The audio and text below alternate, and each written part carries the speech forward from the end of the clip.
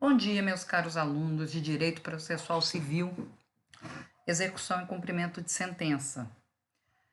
Hoje, dia 19, nós teríamos as aulas presenciais, né? Porém, por conta desse fenômeno trágico, né? E ato contínuo, suspensão das aulas presenciais, eu estou fazendo uma videoaula, tá? Para mim não é a mesma coisa, eu sou aquela professora raiz, então desde já eu peço desculpas por algum inconveniente de vídeo, né? Eu estou testando alguns recursos, por enquanto eu estou com esse, vocês vão verificar que a tela é menor, eu fiz vários testes e a tela maior, pelo menos para mim, não colaborou. E se algum aluno entende muito melhor e tem alguma sugestão, pode me enviar sugestão de algum recurso, será muito bem-vindo e analisado para que eu consiga melhorar para vocês, né? A melhora não é para mim, a melhora é sempre para vocês. Eu vou fazer a tela em dois, né? Na verdade, eu vou usar muitos slides, como a gente já costuma usar. E eu vou procurar nessa videoaula falar sobre algumas questões que nós paramos a semana passada, para que, além das atividades do estudo dirigido que vocês têm um fichamento para realizar e me entregar.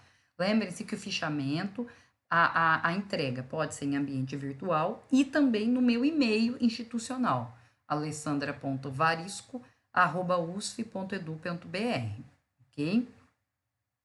Para não sofrermos essa solução de continuidade, então vamos à videoaula. Lembrando que vocês também têm um questionário para responder. O prazo que eu tinha dado para vocês era, salvo engano, até terça-feira da semana que vem. Porém, os nossos prazos foram estendidos, tá? Os prazos de vocês foram estendidos. Vocês podem realizar a atividade até dia 27, ok? Até sexta da semana que vem, vocês podem enviar. Quem estiver assistindo a esse vídeo, já pode, depois eu coloco também na sala virtual. Vou colocar esse vídeo na sala virtual. Eu vou procurar, né? Eu ainda não enviei, então não sei. Vou enviar esse vídeo por e-mail, o link, né? Porque ele é muito pesado. Então, eu vou enviar um link para vocês. E eu também tenho um canal no YouTube que eu criei por conta dessa contingência, tá? Profa Alessandra Varisco, né? E depois esse vídeo também vai estar disponível lá, tá? Ainda, talvez ele demore, como é pesado, muitas vezes demora 24 horas para estar disponível. Então, quando estiver, acredito que até amanhã, ou no máximo sábado, já vai estar disponível para vocês. Tudo bem? Vamos para a nossa aula. Nós paramos a semana passada, estávamos vendo o cumprimento de sentença, ainda estamos no definitivo e verificando as defesas do executado, né? Então, vocês têm aí, nós temos duas formas de defesa do executado. Nós temos a impugnação e a exceção ou objeção de pré-executividade. O que é a impugnação? A impugnação é a principal defesa do executado.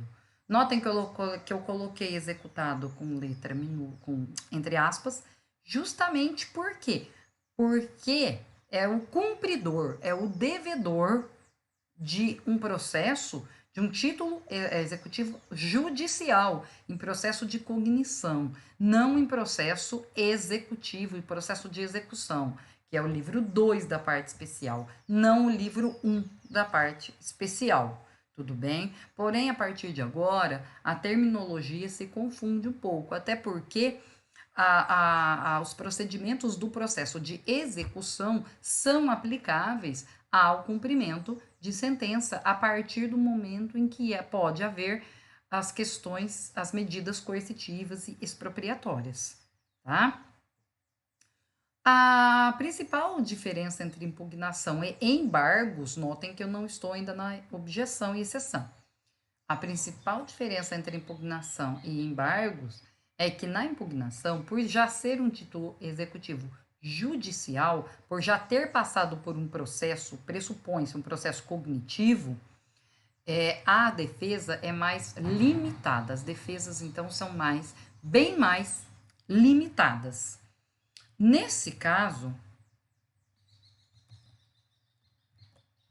nós temos no parágrafo 1º do artigo 525 todas as alegações que eu posso, que o executado, o cumpridor, pode elaborar, tá? Ele pode alegar falta ou nulidade da citação, ok? Lembrando que, nesse caso, a falta ou nulidade da citação pressupõe uma declaração incidental, né, de nulidade do processo, porque o processo correu à revelia, né? É uma verdadeira querela nulitatis insanabilis, né? Que pressupõe uma declaração incidental, repito, de nulidade. O processo volta, né? Vamos dizer assim. Por quê? Porque se há a nulidade da citação e o processo correu à sua revelia, óbvio, o processo vai voltar.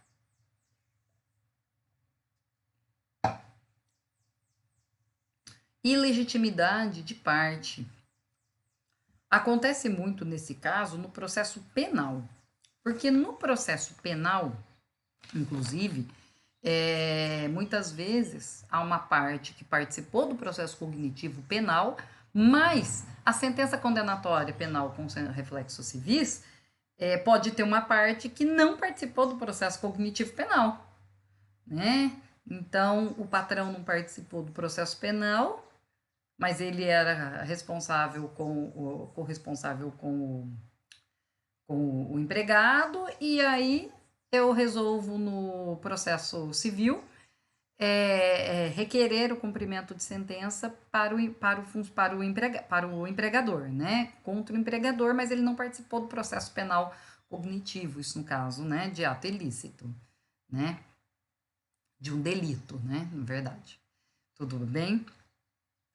Também temos a inexequibilidade do título ou a inexigibilidade da obrigação. Nesse caso, o próprio título é inexigível, tá? Sendo o título inexigível, não há o cumprimento daquela sentença, né? Eu não posso exigir, eu não posso cumprir algo que não é exigido. Temos também a penhora ou a penhora incorreta ou a avaliação errônea. Acontece muito nesse caso quando a penhora se dá num bem de valor muito superior à dívida, ou a avaliação do oficial de justiça muitas vezes foi equivocada. E aí nós temos que, nesse caso, vocês sabem, tudo que alega tem que ser provado, então eu tenho que provar, eu tenho que verificar, comprovar qual é o valor que eu entendo correto, ok? O 5, excesso de execução ou acumulação indevida de execuções.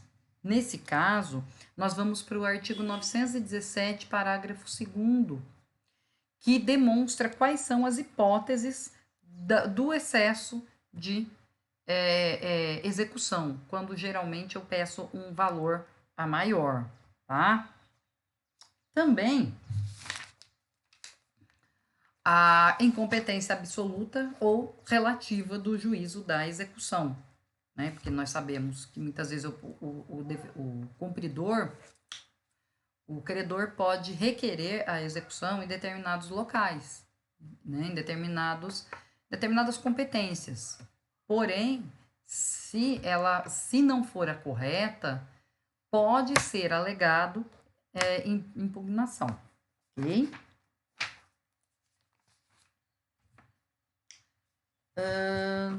Também a causa modificativa, extintiva da obrigação. Gente, se tiver a causa modificativa, extintiva da obrigação, como o pagamento, por exemplo, o que acontece?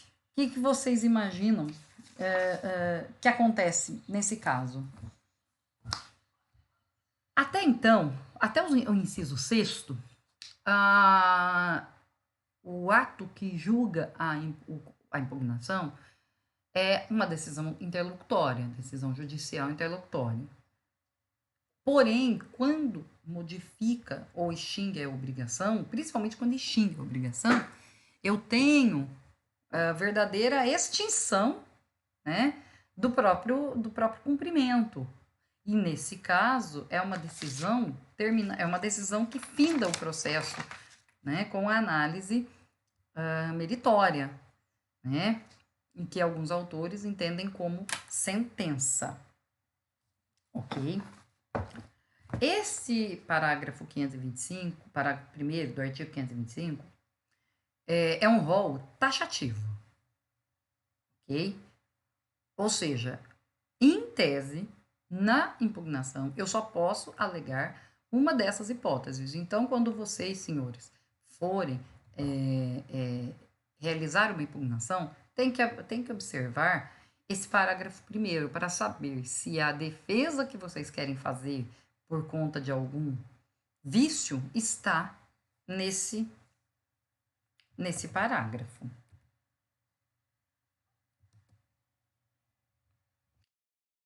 A alegação de suspeição e impedimento não é passível de ser alegada em impugnação, tá? Ela corre à parte, tá ok? Ela corre à parte como simples petição dentro do processo, ok? Dentro do processo normalmente, tá? O parágrafo 4º, quando o executado alegar que o exequente pleiteia uma quantia superior, ele tem que declarar de imediato o valor.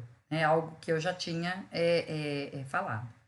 Se ele não declarar o valor, a impugnação é liminarmente rejeitada, tá? Se essa for o único fundamento, conforme o parágrafo 5º.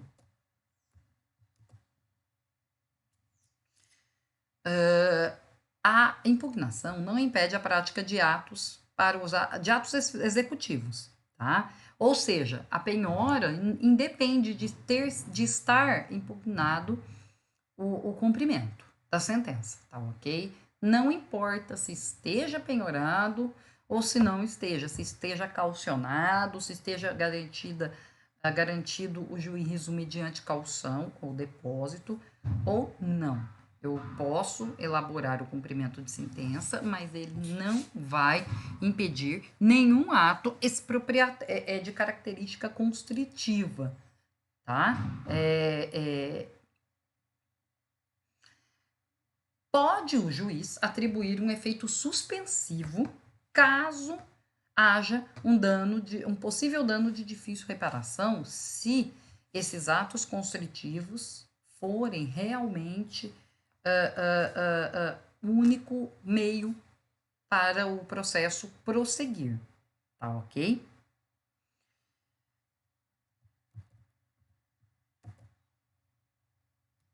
Nós estamos vendo todos os parágrafos do 525, vocês verificaram, né? Nós na verdade nos fixamos no parágrafo 1º, tá? O artigo 9º se conecta com o 6º, com o 7º.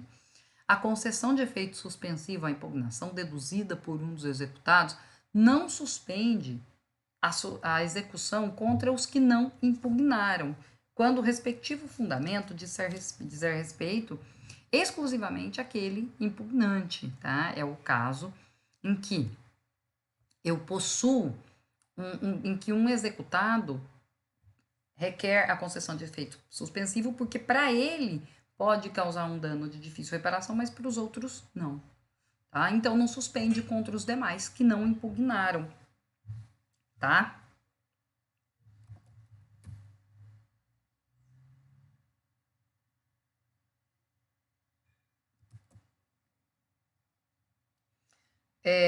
A impugnação, já falei para vocês, né? A impugnação ela é nos próprios autos. Lembrem disso, ela é nos próprios autos.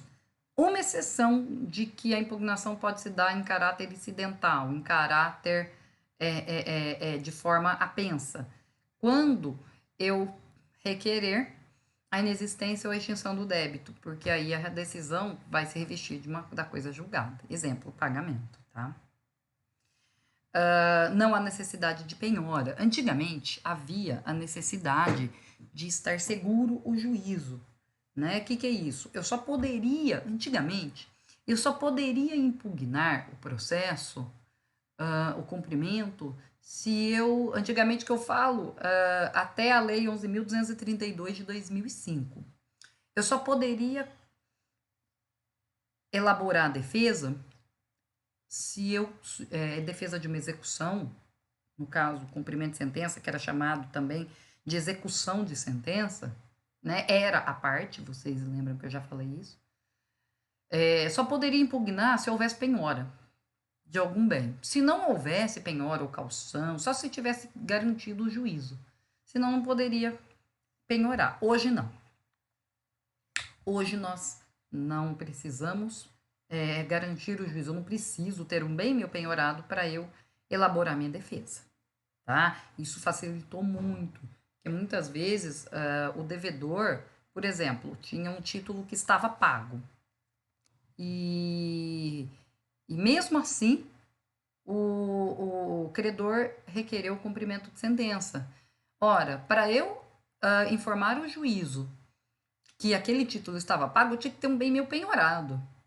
Isso não era crível, né? Hoje não. Né? O prazo para impugnação nós já vimos, 15 dias, após os 15 dias para o prazo do pagamento voluntário. Lembrem-se, só há o prazo até 15 dias depois que o credor requerente solicitou o cumprimento de sentença, o devedor tem 15 dias para pagar pagamento voluntário da obrigação. Ainda não se tem medidas constritivas, ainda não se tem o cumprimento de defesa propriamente dito. Inclusive, ele pode pagar sem a multa dos 10% e os honorários. Passou os 15 dias de cumprimento voluntário, ele tem mais 15 dias, aí sim, passou o cumprimento voluntário, já está automaticamente acrescido de multa de 10%, honorários advocatícios de 10% e 15 dias para que ele impugne o processo, o cumprimento. O que acontece? Esses 15 dias passam muito rápido, 15 dias úteis, né? Segundo a legislação CPC. E pode ser que nesses 15 dias ainda não haja nenhuma penhora. Então, muitas vezes, algumas daquelas defesas do parágrafo 1º do artigo 525 ainda não posso aventar, não posso ainda elaborar. Por quê? Porque eu tenho só 15 dias para impugnar, até aqui, ok. Mas muitas vezes a penhora não se dá nesses 15 dias, e geralmente não se dá mais, né? A penhora muitas vezes vai se dar depois de muito tempo, porque passou os 15 dias do cumprimento voluntário, o próprio mandado já é para penhora e avaliação, né? Há um mandado judicial para que já elabore, para que já lavre um auto de penhora e avaliação. Muitas vezes o oficial de justiça não faz isso no prazo que o devedor executado tem para elaborar as petições, as suas defesas. O que acontece? Nesses 15 dias, ele vai elaborar a defesa que ele entender pertinente, ou não. Passou esse prazo, vamos supor, passou esse prazo e aí há a penhora do bem. E aí, ele perdeu o prazo dos 15 dias, ele não tem mais o que fazer? Tem. Ele pode se defender mediante simples petição. Se passou o prazo da impugnação, sem haver a penhora, e essa penhora foi realizada depois desse prazo, ele vai elaborar a defesa dele, se houver, né, entre a penhora, especificamente para esse ato constritivo, depois, por simples petição dos autos.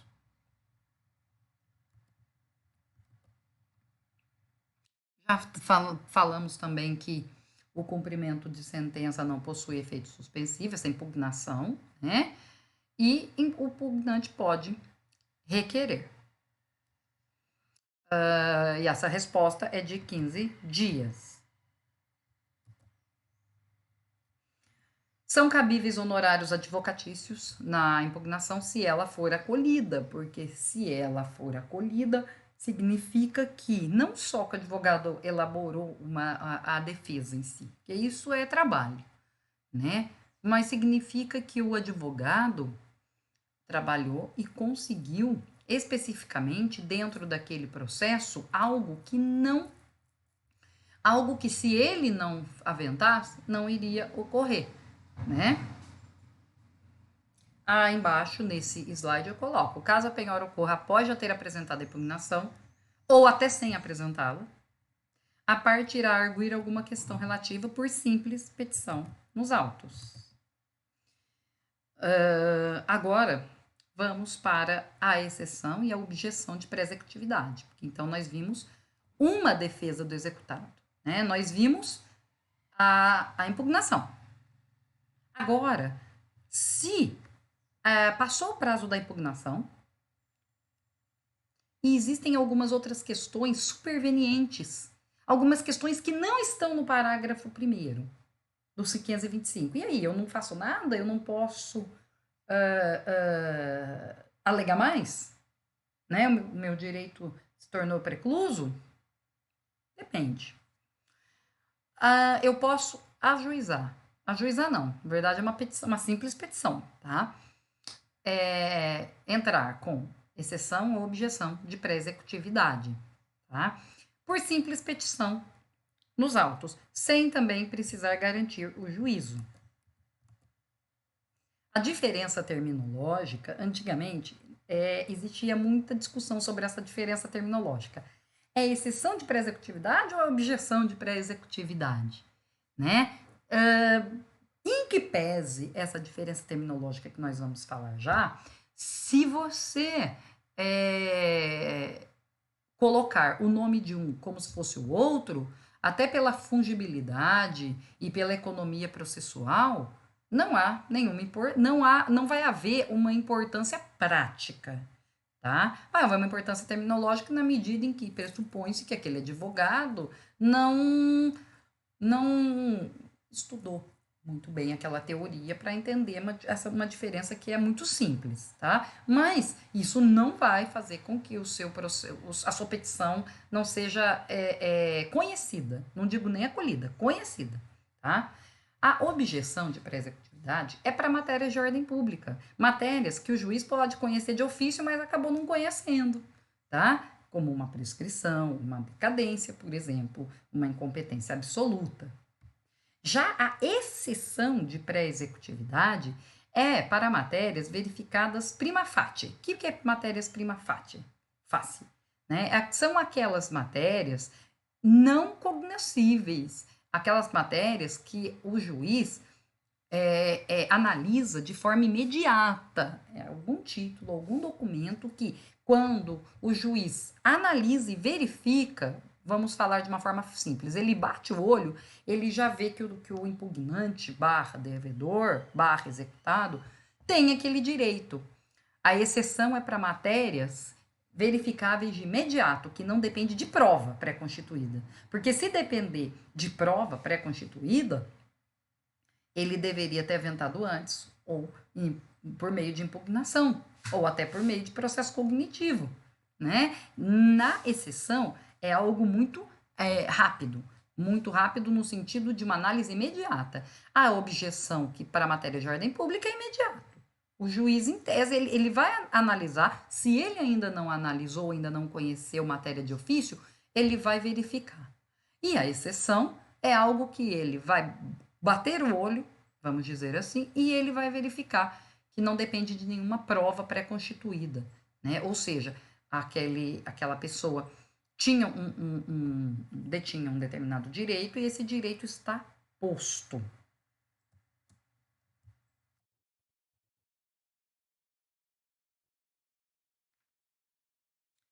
Gente, agora o cumprimento provisório da sentença. Nós não falamos ainda sobre o cumprimento provisório. Lembra que, apesar de ele estar antes do definitivo, é interessante ver o definitivo antes. Por quê?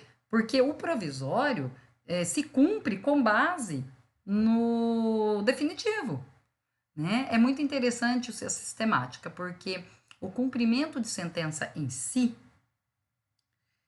ao cumprimento de sentença, são aplicadas as regras do processo de execução.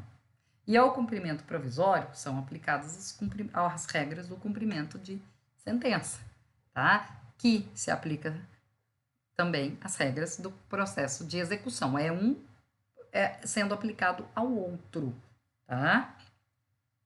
Por isso que a gente vê o provisório depois, porque, na verdade, os principais regramentos nós já falamos no 523, que é o cumprimento definitivo, ok? Cumprimento provisório, né, eu até grifo, está no 520 a 522. Pode-se cumprir provisoriamente o quê? Uma decisão impugnada por algum recurso que não tem efeito suspensivo. Por quê? Porque se nós tivermos um efeito suspensivo do recurso, isso significa que os efeitos estão suspensos e eu não posso cumprir. O provisório é justamente quando eu tenho uma decisão. Eu tenho uma decisão. E essa decisão ou não teve ainda, não foi passível de recurso, né, dentro do prazo, ou se recorreu dela, só que recorrendo dessa decisão, não foi atribuído um efeito suspensivo. Se não foi atribuído efeito suspensivo, significa que aquela decisão pode ser cumprida. Porém, como aquela decisão ainda não foi transitada em julgado, ela é cumprida, mas é de forma provisória.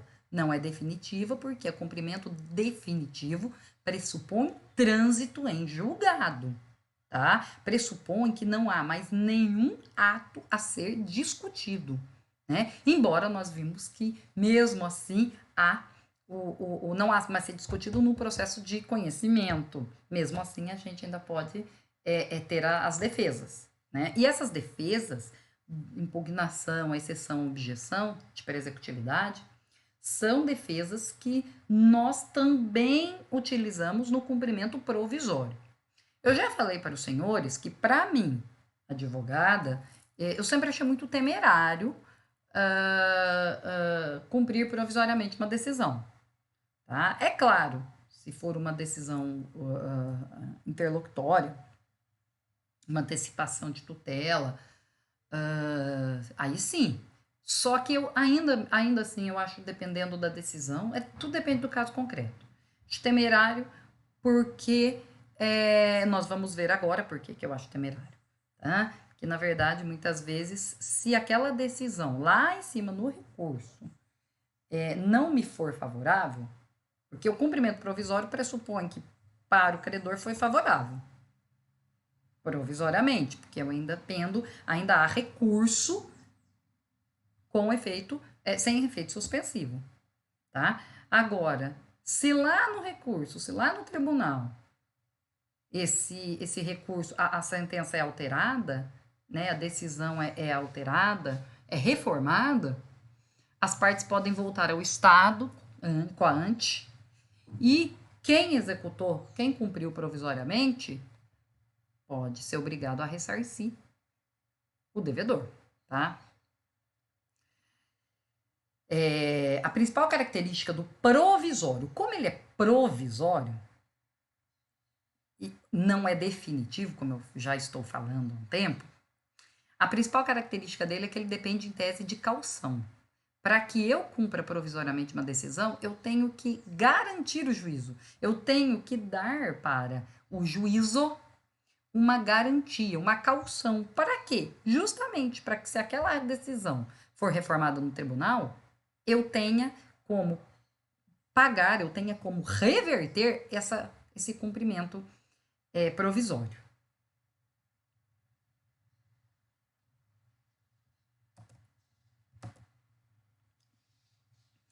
Bueno entende, Cassius Capinella Bueno entende que há dois tipos de cumprimento provisório, o op legis e o op judice. sendo que o opiledes deriva da própria lei. É quando a lei retira o efeito suspensivo de alguns recursos. Vocês sabem, né? Vocês estudaram em recursos que a sentença, por exemplo, já tem, em tese, ela já é, em regra, ela já tem um efeito suspensivo, sendo que, em algumas hipóteses, ela não tem um efeito suspensivo. A exemplo da decisão que concede alimentos, né? Vocês vão olhar lá.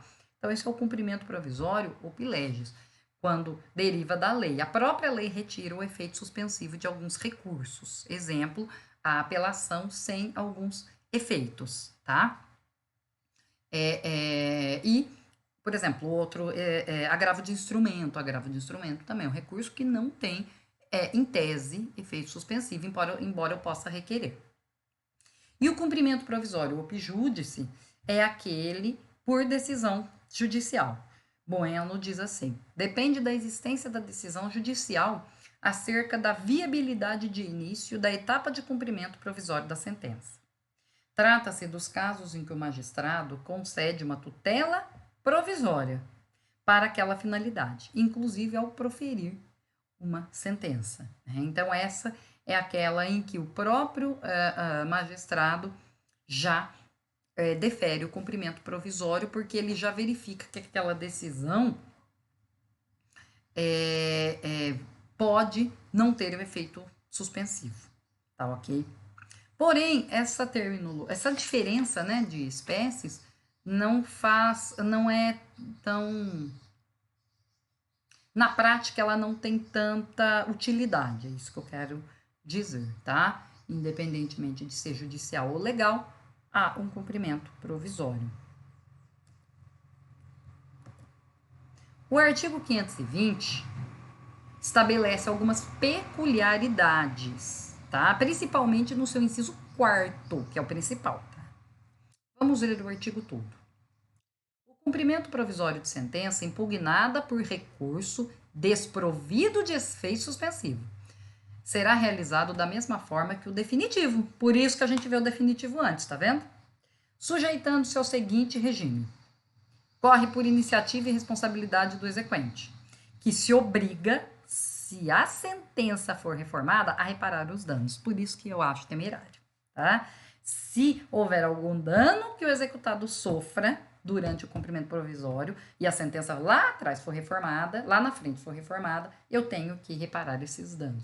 Então, para cumprir provisoriamente, nós, operadores do direito, temos que fazer uma análise muito acurada, tá? Para que corramos menos risco possível da sentença ser reformada. Então, a gente tem que fazer uma análise do recurso para saber, há uma grande possibilidade ou não.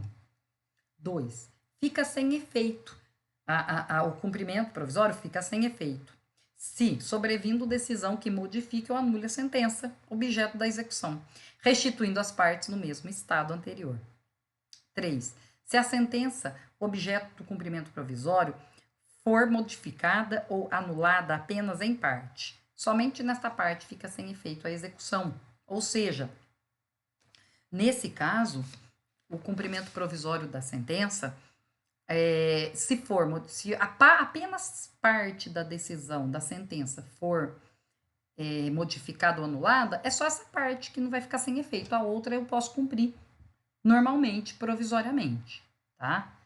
E o quarto, principal, o levantamento de algum depósito em dinheiro e a prática de atos que importem a transferência de posse ou alienação de propriedade, ou dos quais possa resultar um grave dano ao executado, dependem de caução suficiente e idônea, arbitrada de plano pelo juiz e prestada nos próprios autos.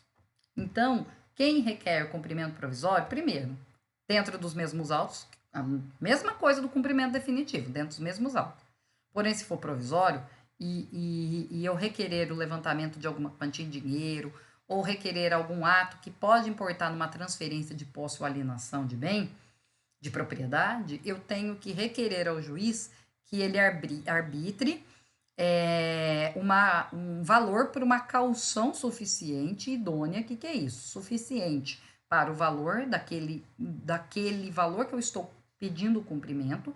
Idônea significa uma caução que eu possa legitimamente dispor daquele numerário, daquele valor ou de um determinado bem, tá?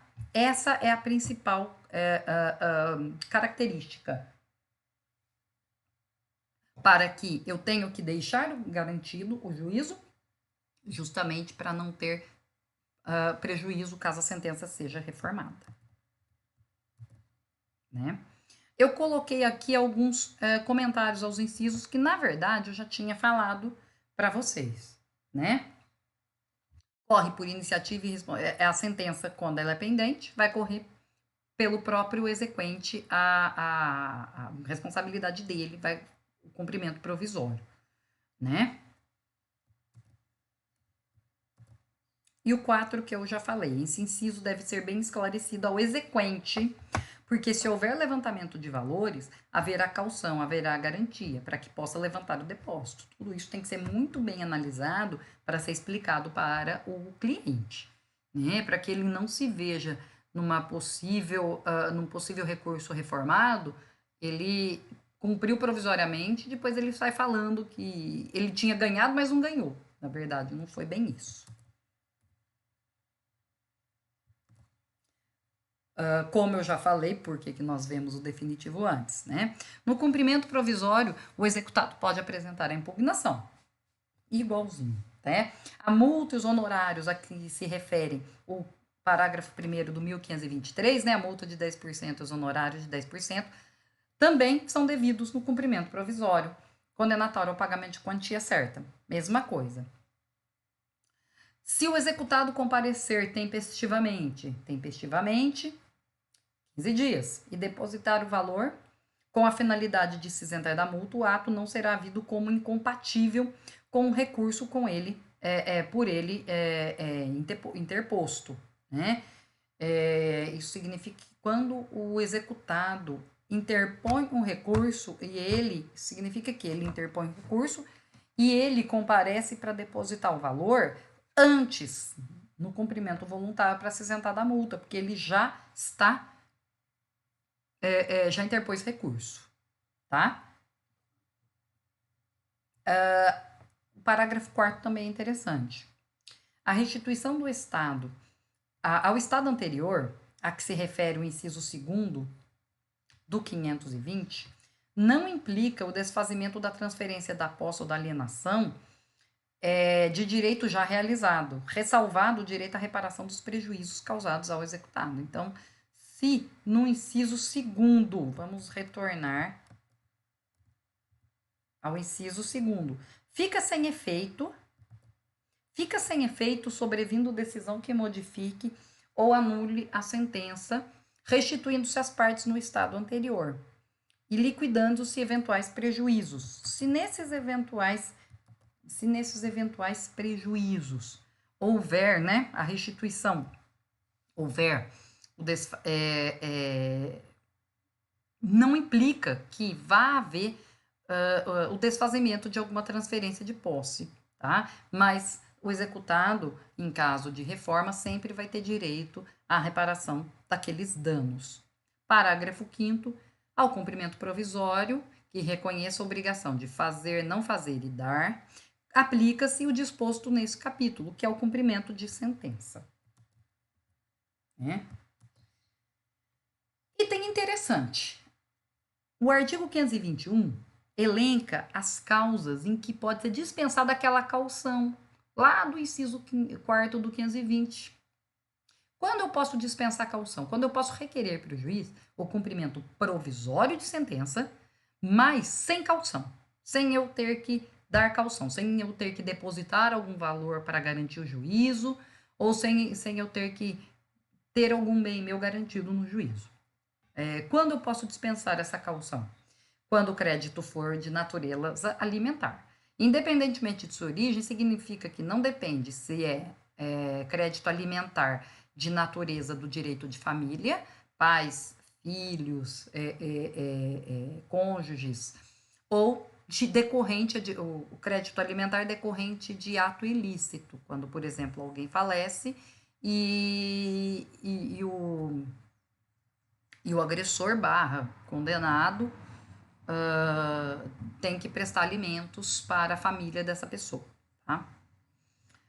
Quando o credor demonstrar a situação de necessidade, quando ele precisa daquele valor e ele não tem como custear a caução, né? Quando pender o agravo, o agravo do artigo 1042, eu vou entrar agora para a gente ver o agravo do artigo 1042. E esse é muito interessante, o inciso 4º. Quando a sentença judicial a ser provisoriamente cumprida, se ela já estiver em consonância com a súmula ou jurisprudência do STF ou STJ, ou em conformidade com o acórdão proferido em julgamento de casos repetitivos. Porque, nesse caso, a sentença, se ela está em consonância com a súmula do STJ e STF, pressupõe-se que ela já está em consonância com os nossos tribunais superiores. E se chegar até lá, essa sentença muito provavelmente não vai ser reformada, né? Um minuto que eu estou 1042.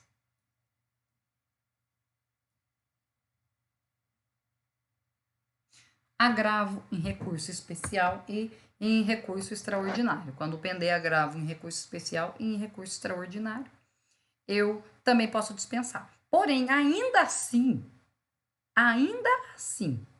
mesmo no caso de dispensa, a caução ainda pode ser mantida, se houver um dano de grave risco ou de difícil reparação numa possível reforma da sentença. É o que diz o parágrafo único.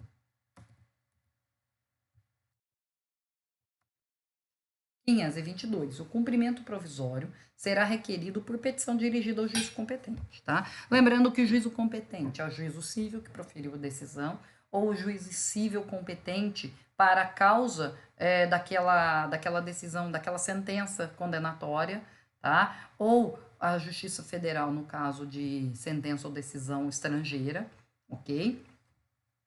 E o juízo competente cível para aquela causa do juízo arbitral, no caso de sentença arbitral. Lembra que nós já vimos os títulos executivos judiciais. E não sendo eletrônicos os autos, porque se for eletrônico, todos o Poder Judiciário já tem acesso. A petição vai ser acompanhada com a cópia das seguintes peças do processo. A decisão exequenda, a certidão de interposição do recurso, procurações, decisão de habilitação, no caso, se for uma habilitação de credor que não estava no processo, e outras peças que ele considerar, que o credor considerar necessárias. Isso porque, apesar de ser por simples petição, quando o recurso subiu, né, fez subir o processo para o tribunal, eu tenho que formar os autos, ainda que seja nos autos. Esses autos, se eles foram para o tribunal, o cumprimento de sentença provisória é feito em autos suplementares. Nós formamos esses autos e o juiz verifica especificamente.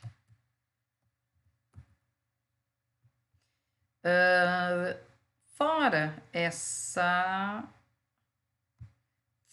questão, nós vamos também, peço só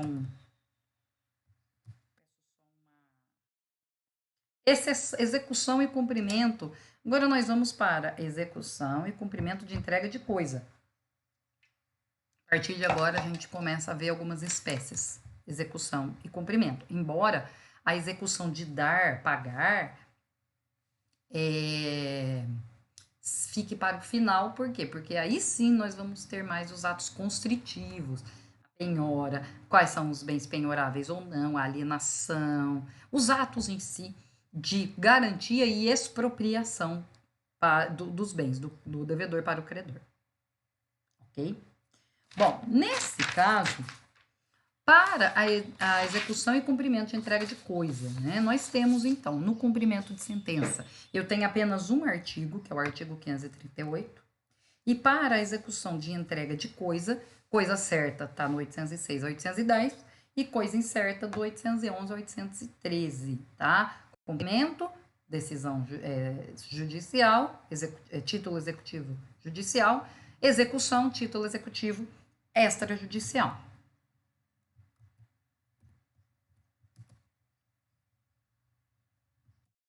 Um minuto, peço a paciência de vocês. Pronto.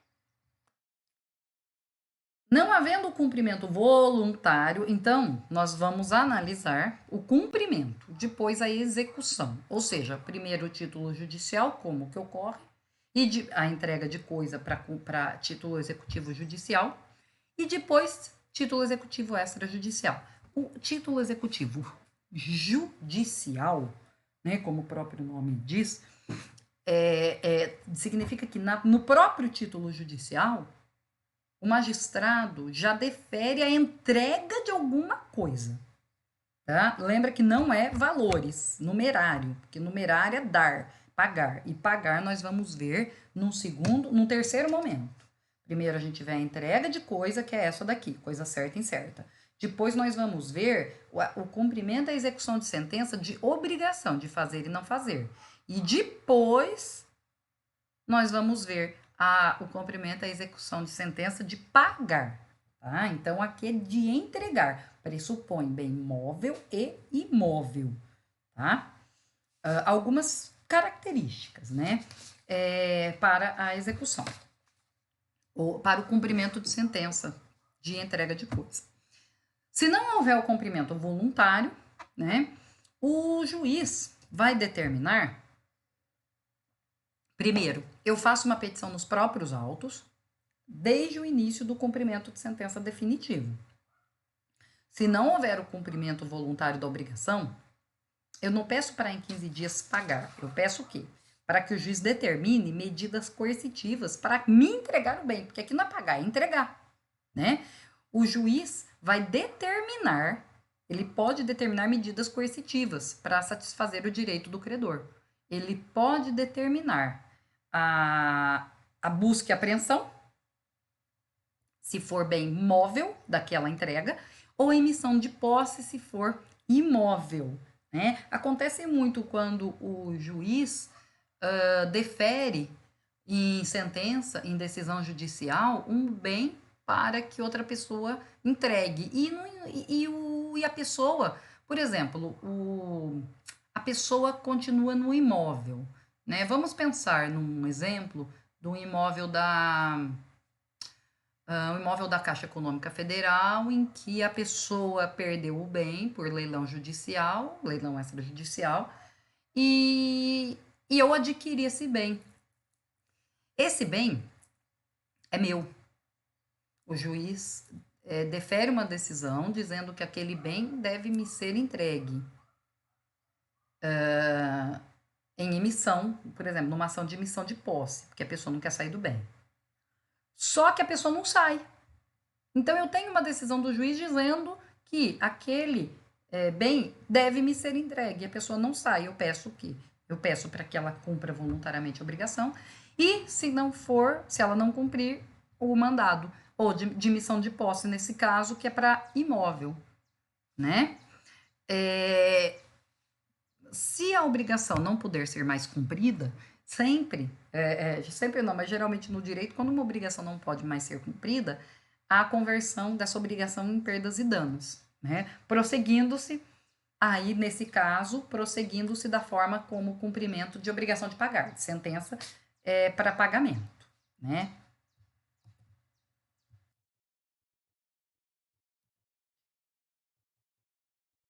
É o que diz o 538, entrega de coisa, é só esse artigo. Não cumprida a obrigação de entregar no prazo estabelecido na sentença, vai ser expedido o mandado de busca e apreensão em favor do credor, conforme se tratar de coisa móvel ou imóvel. Tá? A existência de benfeitorias deve ser alegada na fase de conhecimento, sempre que possível. Se não for possível, eu posso em impugnação, tá?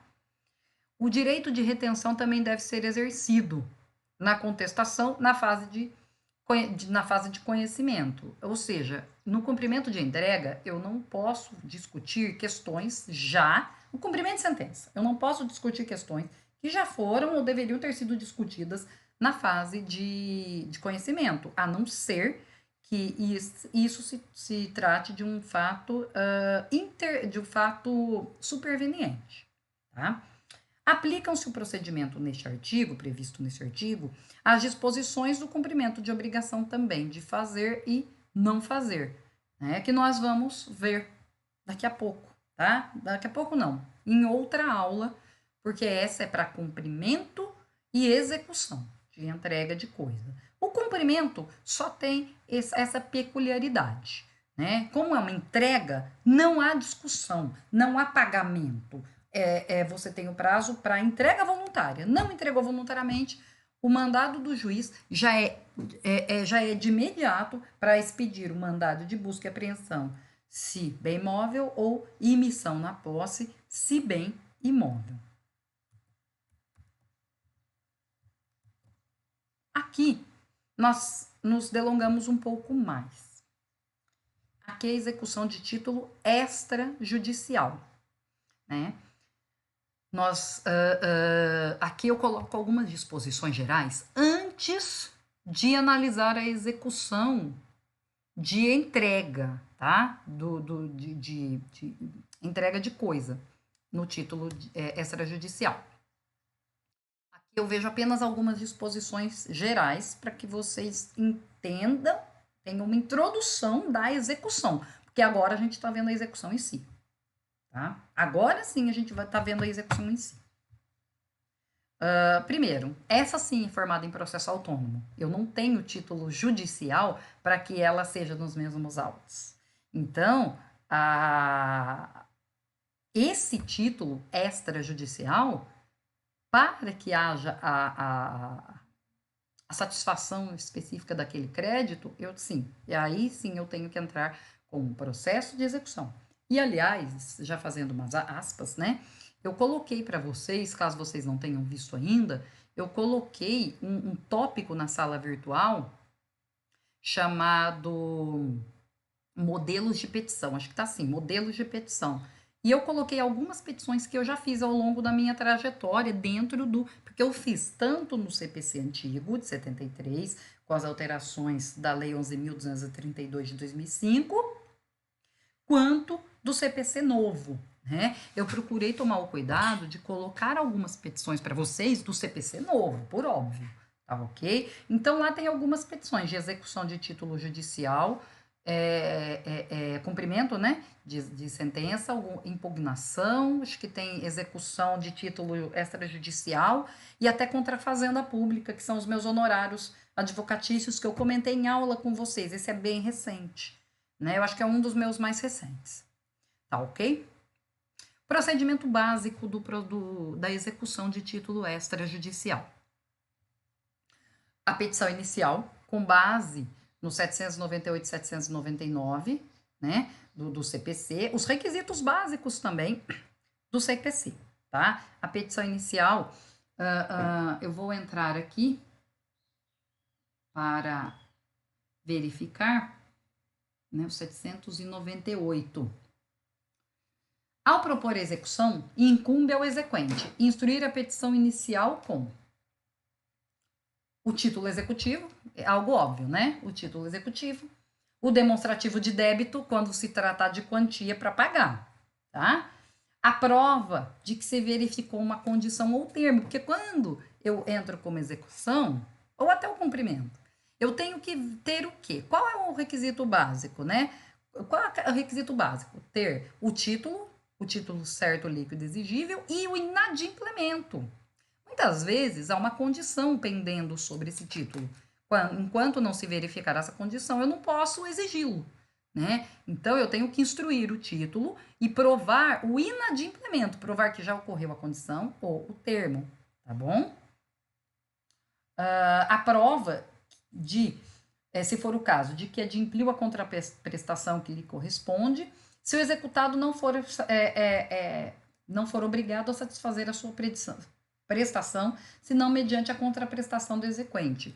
O 798D fala da exceção do contrato não cumprido, da exceptio non adimplente, em que eu só posso exigir a minha parte se a outra também cumpriu nos contratos, nas relações sinalagmáticas, em que há direitos e obrigações de ambas as partes, tá? Eu também tenho que indicar a espécie de execução. Como nós vamos ver várias espécies, eu tenho que indicar execução de entrega, execução de obrigação de fazer ou não fazer, ou execução para pagar contra devedor solvente. Em tese, são essas espécies. Eu tenho que indicar para o juiz qual é a espécie.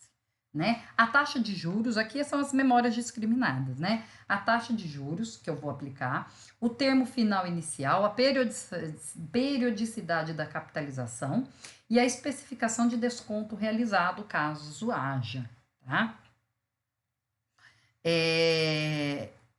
Com a memória, então, discriminada de cálculo, lembrando que eu uso, já falei para vocês, eu uso aquele aplicativo não, desculpe, aquele site chamado Dr. Calc, DR Calc. Né? Eu gosto muito dele, achei ele autoexplicativo. Enquanto o CNJ ainda não elabora, né, um programa de atualização monetária que seria muito interessante, porque acredito que se torne oficial, né? Então, você não poderia ter mais nenhum programa. Enquanto isso, nós utilizamos o que temos à disposição.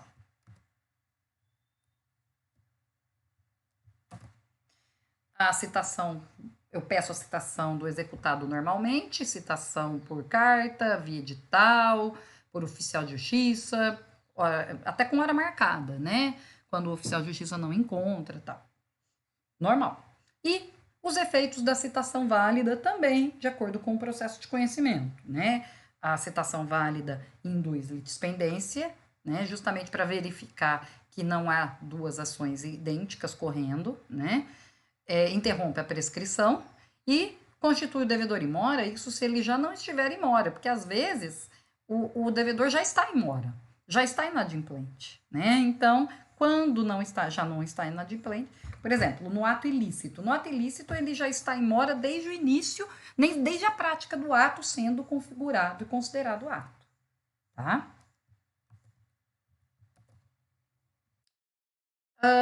Comentando essas disposições que são gerais, agora vamos para a execução da entrega. Execução para entrega, há as duas formas, para entrega de coisa certa e para entrega de coisa incerta.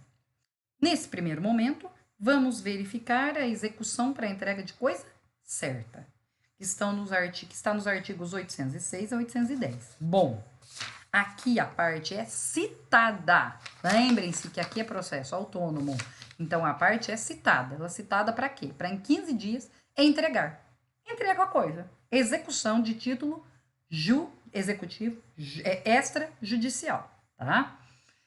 Ao ordenar a citação, o juiz já fixa honorários advocatícios. E ele também pode aplicar multa por dia de atraso. Isso é uma medida coercitiva, porque vai fazer com que o executado pense duas vezes para que ele não cumpra a obrigação. Porque enquanto ele não cumprir passados os 15 dias, eu tenho multa por atraso. Passou os 15 dias para entregar, já começa a aplicar a multa por dia de atraso. E aí isso vai aumentando, tá?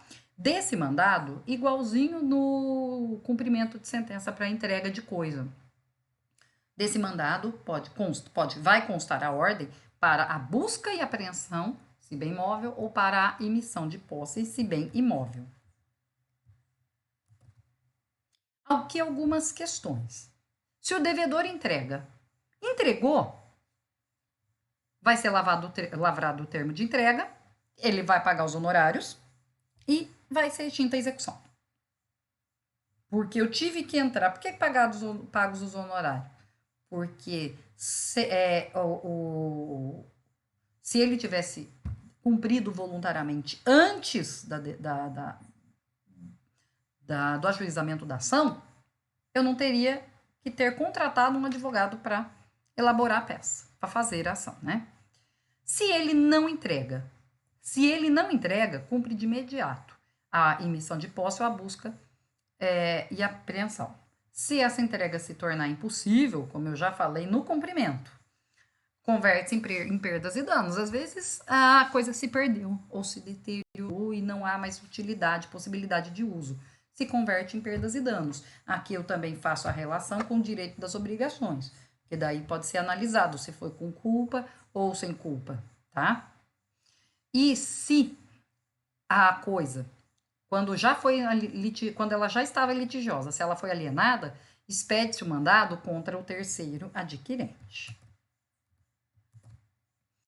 E nós temos as defesas, né, para a execução. A defesa principal da execução, nós vamos ver outras ao longo do curso, mas a defesa principal são os embargos do devedor. Os embargos são as defesas do devedor opostas em 15 dias. Em até 15 dias. E aqui, como não foi formado um título perante o Poder Judiciário, não é um título judicial, é extrajudicial, eu posso aventar qualquer matéria de defesa, tá? Aqui, na entrega de coisa, pode ser alegado, inclusive, que o devedor realizou benfeitorias. As benfeitorias úteis e necessárias pode dar direito de retenção, se de boa fé, né? Então, é interessante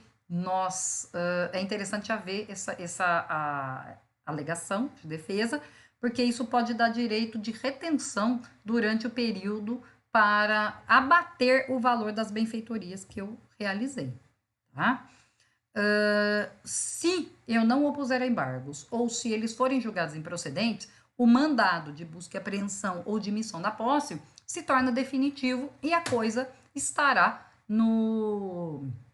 na esfera patrimonial do credor. Aqui, os artigos. Lembre-se que eu gosto de ler os artigos, né? O devedor de obrigação de entrega de coisa certa, lembra? Certa, individualizada, gênero, qualidade e quantidade. Gênero, qualidade e quantidade. O devedor de obrigação de entrega de coisa certa, constante de título extrajudicial, será citado para, em 15 dias, satisfazer a obrigação. Se grifo, se sublinhado, é meu. Ao despachar a inicial, o juiz poderá, não é deverá, tá? Ele pode fixar multa por dia de atraso no cumprimento da obrigação, ficando o respectivo valor sujeito a alteração, caso se revele insuficiente ou excessivo. Às vezes ele coloca R$100, o juiz arbitra R$100, fixa, né, R$100 por dia de atraso, e às vezes, dependendo do bem, da entrega do bem ou do devedor, esse valor pode ser ínfimo ou pode ser excessivo. E aí ele pode alterar. Do mandado consta a ordem para emissão de posse ou de busca e apreensão, conforme se tratar de bem imóvel ou de imóvel, cujo cumprimento se dará de imediato se ele não satisfizer no prazo que lhe foi designado. Se o executado entregar a coisa, será lavrado o termo e considerada satisfeita a obrigação, prosseguindo-se a execução para o pagamento dos frutos ou prejuízos. Exemplo dos honorários que eu comentei. Alienada a coisa litigiosa, será expedido mandado contra o terceiro, que somente vai ser ouvido depois de depositar a coisa. Então, o terceiro vai ter direito de ser ouvido, de se defender. Porém, ele tem que depositar a coisa antes, tá? Porque a coisa já era litigiosa, tá bom? E o 809 fala das benfeitorias. O exequente tem direito a receber, além das perdas e danos, o valor da coisa quando ela se deteriorar, não lhe for entregue, não for encontrada ou não for reclamada. Benfeitorias não. Quando a coisa se tornar impossível de ser entregue. Havendo benfeitorias indenizáveis, feitas na coisa pelo executado ou por terceiros, a liquidação prévia é obrigatória, né? Ou seja, se há benfeitorias indenizáveis, eu tenho que liquidar, eu tenho que verificar qual é o quantum de beato, qual é a benfeitoria, quais são as benfeitorias, as espécies e quanto elas, em valor monetário, elas podem ser expressas, né?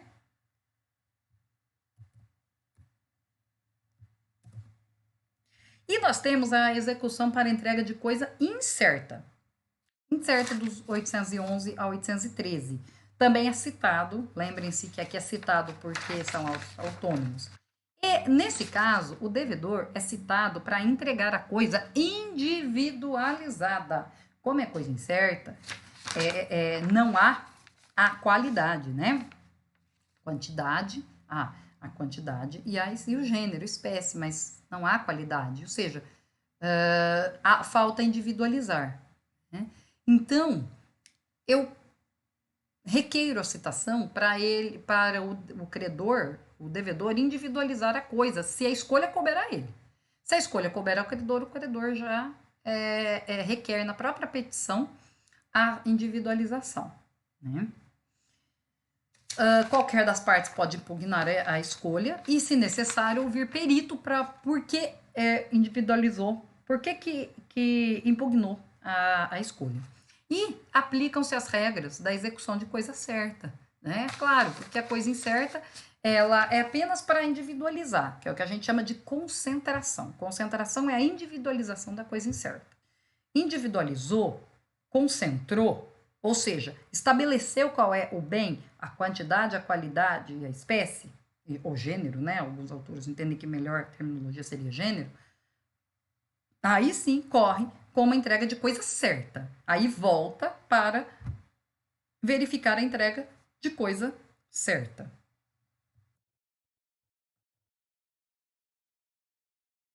Quando a execução recair sobre coisa determinada pelo gênero e quantidade. Então, falta a qualidade. O executado é citado para entregá-la individualizada se a escolha couber a ele. Se a escolha couber a exequente, ele vai indicar isso na inicial, como eu já falei para os senhores. Qualquer das partes pode impugnar a escolha em 15 dias. E aplicam-se a execução para a entrega de coisa incerta ou disposto na seção 1. Seção 1 é a entrega de coisa certa. Nesse caso,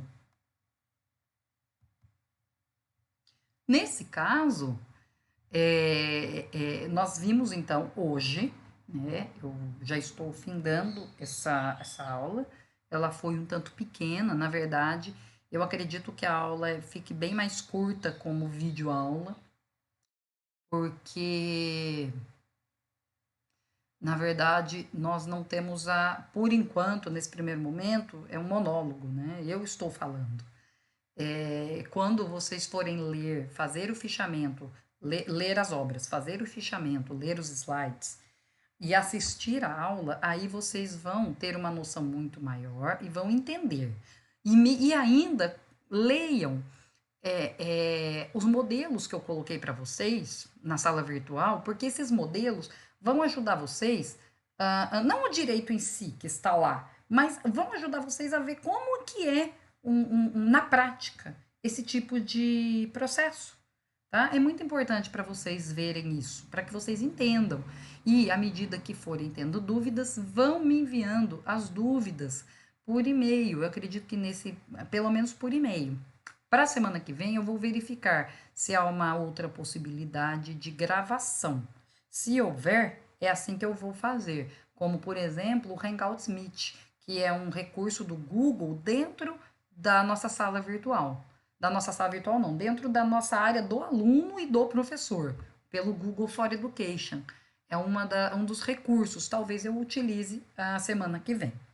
Essa semana eu estou utilizando uma gravação, a gravação prévia, né? Não é ao vivo, né? Então não tem chat, nada. Mas se vocês tiverem algumas dúvidas, vocês têm a sala virtual como chat e use o meu e-mail para que vocês retornem também. Nesse primeiro momento, é assim que a gente vai ter que trabalhar, né? Principalmente para sanar as dúvidas de vocês. Muito bom dia, boa tarde e boa noite.